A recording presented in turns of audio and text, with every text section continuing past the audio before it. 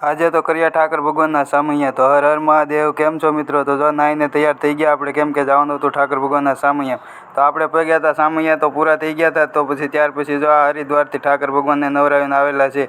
ત્યાર પછી બધાએ થોડી વાર લીધો રાસ, કેમ કે ડીજે હોય તો રાસ તો લેવો જ પડે। તો જો બધા રાસ લેતા હતા। તો રાસ લેતા લેતા ત્યાર પછી આપણે નીકળી ગયા નિશા તરફ જવા માટે, કેમ કે આ છે નવી નિશા। આ નિશા ઉદ્ઘાટન છે એટલે હવન ને કથા ને એવું બધું રાખેલું છે। તો નિશા પહોંચી ગયા। તો જો તમે જોઈ શકતા છો કથા ચાલુ છે, હવન છે તેવું છે। તો થોડી વાર પછી આપણે બધા મિત્રો સાથે થોડી વાર મોજ કરી, અને ત્યાર પછી મોજ કરતાં કરતાં આપણે આવી ગયા ગણપત બાપાએ, કેમ કે આજે જવાનું હતું ગણપતિ વિસર્જન કરવા।